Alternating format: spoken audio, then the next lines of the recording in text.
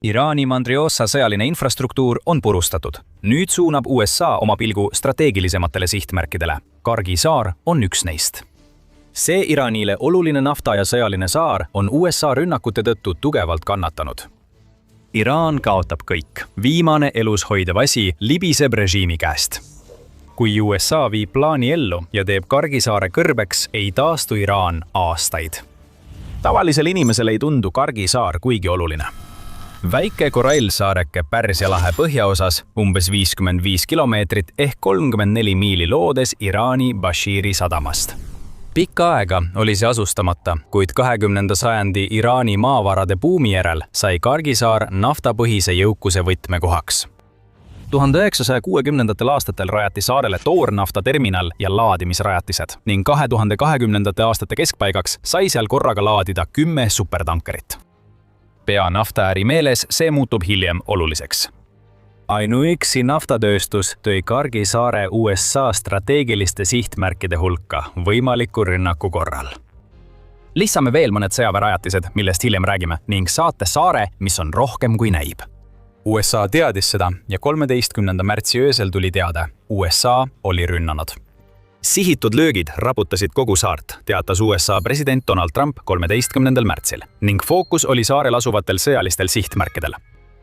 Trump selgitas Truth Socialis. Hetk tagasi minu korraldusel Ameerika Ühendriikide keskväejuhatus korraldas ühe Lähis-Ida ajaloo võimsaima pommirünnaku ja hävitas kõik sõjalised sihtmärgid Iraani kroonijuveelil Kargi saarel.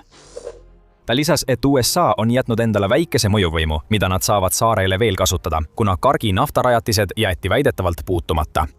Donald Trumpi viide saarele kui Iraani pärlile tekitab küsimusi. Miks on Kargi saar tähtis ja mida USA tegelikult tabas, kui mitte naftat? Alustan teisest küsimusest. Sõjaliselt on Kargi saar üllatavalt strateegiline sihtmärk. Washington Posti andmetel asub saare kirdeosas lennurada, mida Iraani õhuvägi võiks kasutada oma vananeva lennukipargi õhkutõusuks, kuid tegelikult seda eriti ei tehta. Iraan teab, et tema F-4 ja F-5 ja Nõukogude hävitajad kuuluvad pigem muuseumisse kui õhuruumi, kus on Ameerika F-35 ja 4. põlvkonna hävitajad.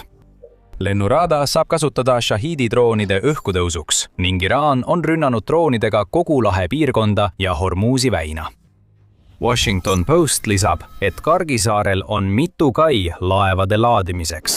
Saart ümbritseb sõjalise infrastruktuuri võrgustik, mis on loodud kaitseks nii Iraani mandril kui ka ümbritsevatel väikesaartel.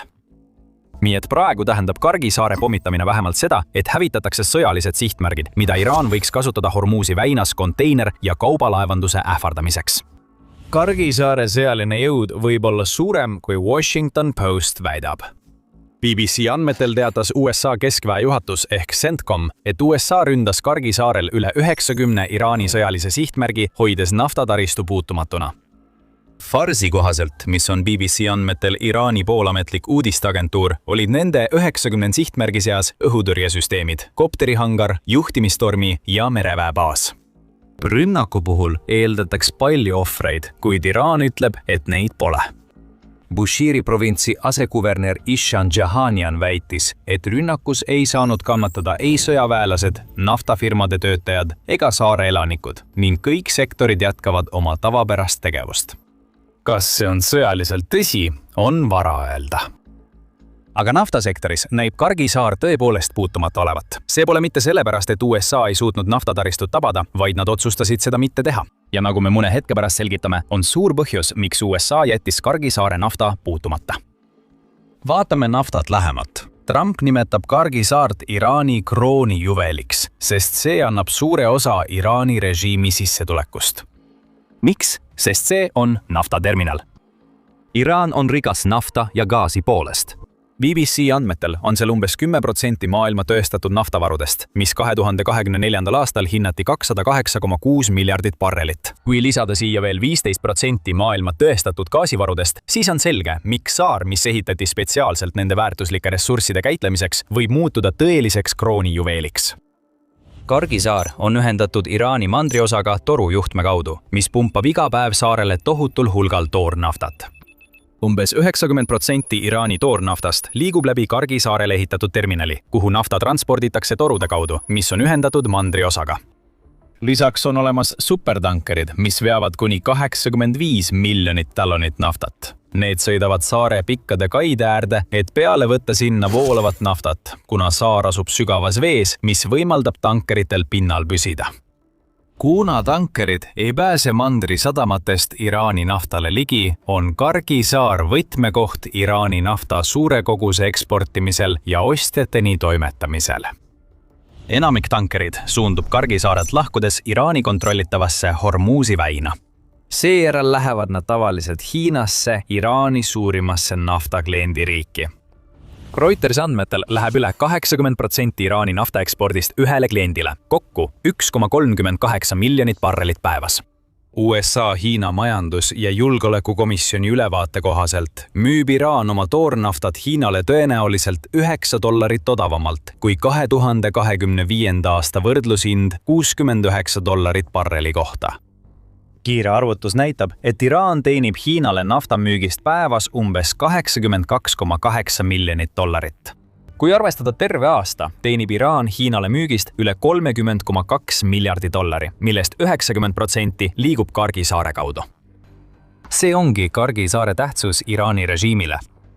USA pommirünnakust tingitud sõjalise infrastruktuuri kaotus on valus. See nõrgestab Kargi saare kaitsevõimet ja viib Iraani kontrollipüüdlused Hormuzi väinas miinimumini. Iraani peamine probleem on nafta. See on USA jaoks hoob ja Trumpi administratsiooni ähvardus. Nad võivad igal ajal tagasi tulla ja võtta Iraani ainsa elus hoidva asja.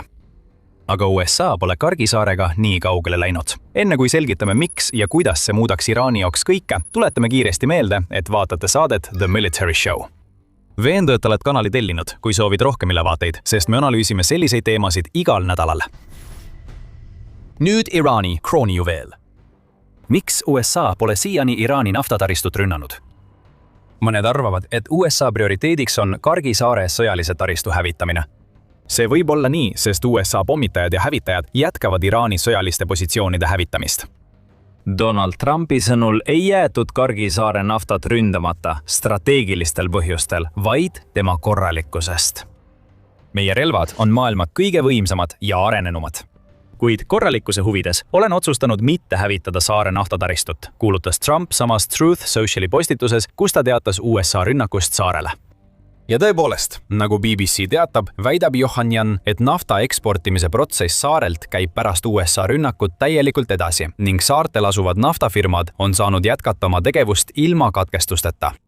Aga sellel on põhjus. Ja kui jääte meiega lõpuni, avastate, et üks neist põhjustest on seotud võimalusega, et USA võib olla määranud Kargi saare esimeseks kohaks, kuhu ta Iraanis vägesid saadab, kui sõda nii kaugele jõuab. Esiteks ei seisne ameeriklaste otsus jätta Kargi saare naftataristu puutumata niivõrd selles väärikuses, millest Trump räägib, vaid pigem selles, et USA-l oleks Iraani üle mõjuvõim. Trump rõhutas seda Truth Sociali postituses pärast väärikusest rääkimist. Kui Iraan või keegi teine segab laevade liikumist Hormuzi väinas, vaatan otsuse kohe uuesti üle, ütles Trump. See ongi asja mõte. Hormuzi väina kaitsmine ja stabiilsuse taastamine naftasektoris, kus hinnad on pärast USA operatsiooni Eepiline raev algust lakke hüpanud. Selles viimases pole USA eriti edukas olnud. The Guardian teatas 16. märtsil, et pärast seda, kui USA hävitas Kargi saarel sõjalise taristu, tõusid naftahinnad taas. Brenti toornafta, mis on toornafta hindade rahvusvaheline võrdlusalus, tõusis 16. märtsi varahommikul 1,8% ja jõudis $104,98 barreli kohta, olles juba eelmisel nädalal ületanud $100 piiri esimest korda pärast Putini sissetungi Ukrainasse.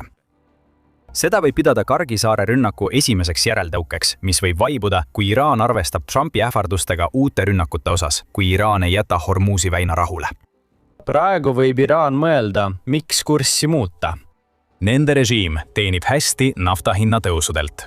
Financial Timesi andmetel laadib Iraan operatsiooni Eepiline raev algusest iga päev tankeritesse 1,5–1,6 miljonit barrelit toornaftat, tuues naftahinna tõusu tõttu umbes $140 miljonit tulu päevas. Ja seda isegi Iraani pakutava allahindlusega. Võib-olla seetõttu väidab Donald Trump, et USA võiks Kargi saare naftataristu lõbu pärast hävitada, vahendab Guardian. Julged sõnade taga on selge probleem. Kargi saar võimaldab Iraanil ka pärast esimest rünnakut teenida tohutuid rahasummasid, mis on isegi suuremad kui siis, kui USA poleks rünnanud. USA'l on veel üks trumpkaart. Võimalus tulevikus rünnata. Kas see kaart käiku lastakse, sõltub Hormuzi väina lähiaja sündmustest. Trumpi sõnul hävitas USA Kargi saare sõjalise infrastruktuuri, et veenda Iraani seda olulist veeteed rahule jätma. See väin on Iraani suurim mõjutusvahend. Umbes 20% maailma naftast liigub igal aastal läbi Hormuzi väina, mille sulgemine sunnib tankereid pikematele teedele ja tõstab nafta hinda, nagu nägime pärast operatsiooni Eepiline raev. Praegu hoiab USA end tagasi. Hoolimata nendest hinnatõusudest on USA sõjaminister Pete Hegseth öelnud, et see, mida me praegu Iraani poolt näeme, on pigem meeleheide kui mõjutusvahendi kasutamine. Hegseth väitis 13. märtsi briefingul emme USA rünnakut Kargi saarele, et nad tegutsevad Hormuzi väinas meeleheitest. Ta lisas, see on midagi, millega me tegeleme. Me oleme sellega tegelenud. Pole vaja selle pärast muretseda. Hegseth viitas ka sellele, et puuduvad tõendid selle kohta, et Iraan oleks Hormuzi väinas miine paigaldanud. Mis oleks veel üks viis, kuidas nad võiksid lisaks droonidele ja kiiretele rünnakupaadidele laevaliiklust häirida? See põhjustab naftahindade tõusu ja Iraan saab kasu saarelt, mida USA ründas. USA ründas Iraani miinilaevu, väidetavalt hävitades neist 16. Hegsethi väiteid toetavad tulejõud ja tegevus. Kuid kaubandus, tanker ja konteinerlaevandusettevõtted ei pruugi Hegsethiga nii kiiresti nõustuda, et Hormuzi väinas polnud põhjust muretsemiseks. Hoolimata Hegsethi väidetest jätkuvad rünnakud veede ümbruses. 17. märtsil kirjutas New York Times, et Ühendemiraatide sadama juures ankrus olnud tanker oli viimane, mida operatsiooni jooksul tabas mürsk. See oli esimene rünnak kaubalaevale Hormuzi väina lähedal viimase 5 päeva jooksul, lisab väljaanne. See järgnes USA üleskutsele Euroopa liitlastele aidata väina turvata, mis lükati tagasi, sest liitlased ei soovi sõtta sekkuda, pidades seda vaid naftaprobleemiks.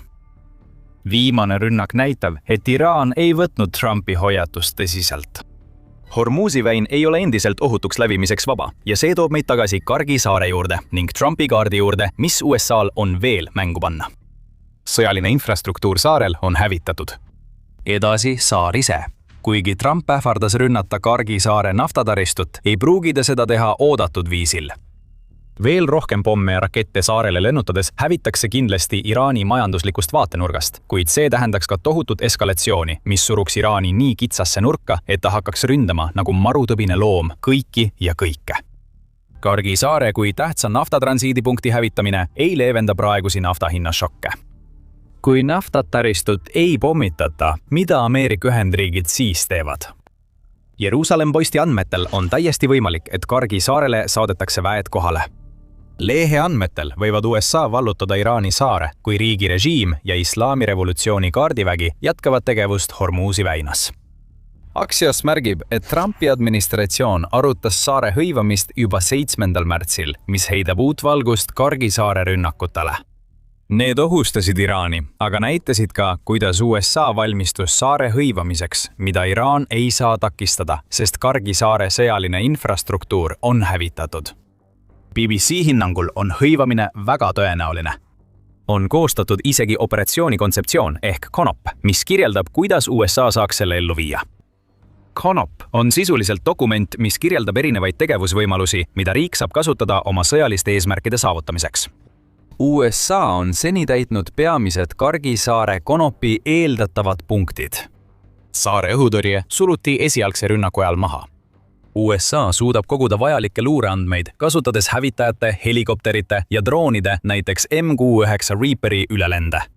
USA peab leidma viisi, kuidas viia väed saarele, suruda maha vaenlase tuli ja vallutada Kargi saar Iraanilt. BBC sõnul võib Delta Force olla USA peamine operatsioonijõud. Kirjeldatakse stsenaariumi, kus Delta Force lendab Kuveidi rannikult helikopteritega. See teekond võtaks 70 minutit. Kui lisada ootamisaeg, saab kokku 3 tundi lendu, mis tähendab, et tankimine muutub vajalikuks. Õhutankimine on vajalik, sest Iraan võib maapealse kütuse saastada, märgib väljaanne. see õhudessant aitaks ületada paljusid Iraani strateegiaid, nagu ballistilised ja laevavastased raketid ning miinid Kargi-Saare rannikul. See oleks droonidele haavatav, sest Iraanil on üle tunni USA erivägede saabumiseks valmistuda. Aga võib-olla on olemas ka teine võimalus. Ja see meetod ei ole sugugi spekulatiivne, vaid tundub, et USA valmistub seda aktiivselt ellu viima. Umbes 2500 USA merejalaväelast liigub praegu Lähis-Ida dessantgrupi koosseisus, kuhu kuulub ka USS Tripoli. Need merejalaväelased kuuluvad 31. merejalaväe ekspeditsioonüksusesse. Need on Ameerika universaalsed väed. Nad lahendavad kohapeal probleeme, näiteks kriise, nagu aastal 2001 Afganistani sõja ajal, kui nad olid esimesed USA sõdurid laiemas konfliktis. Kui Hexethil on õigus ja puuduvad tõendid selle kohta, et Iraan oleks Hormuzi väinas või mujal miine paigaldanud, muutub dessant Kargi-Saarele võimalikuks. USA valmistab merejalaväe ekspeditsioonüksust maabumiseks, kui Iraan ei võta Ameerika ähvardusi Hormuzi väina suhtes tõsiselt. 2500 merejalaväelast võib olla liiga vähe. Villanova ülikooli julgeolekuspetsialist Francis Galgano sõnul tooks Kargi-Saare hõivamine piirkonda palju maismaaväeüksusi. Saare hõivamiseks ja hoidmiseks oleks vaja umbes 5000 meest. USA saadab Lähis-Idasse poole sellest kogusest, võib-olla rohkemgi, siis on Iraanil suur probleem. Kargi-Saare naftataristu pommitamine USA poolt oleks juba halb. Kui USA võtab saare üle, kaotab Iraan võimaluse naftat müüa ja seisab silmitsi eskalatsiooniga, millega ei suuda toime tulla. Kargi-Saar on okupatsiooniks valmis. Selle sõjaline infrastruktuur on hävitatud. USA õhuvägi suudab suruda alla Iraani sõjalise jõu saartel ja mandril. Saare kaotuse järel paneks operatsioon Eepiline raev Iraani majanduse surve alla, sundides režiimi raskesse seisu ajal, kui naftaraha lõpeb. Kargi-Saarel toimuv võib otsustada Iraani režiimi saatuse, kusjuures see režiim üritab juba niidi ohjata Ameerika vastuseid tema tegevusele Hormuzi väinas. Pärast seda, kui Iraan ründas selles veetees 3 kaubalaeva, vastas USA rünnakutega, mis halvasid režiimi mereväevarad tundidega. Rohkem infot USA julmade rünnakute kohta leiate meie videost. Kui see video teile meeldis, tellige The Military Show, et olla kursis operatsiooni Eepiline raev viimaste arengutega. Ja nagu alati, aitäh vaatamast!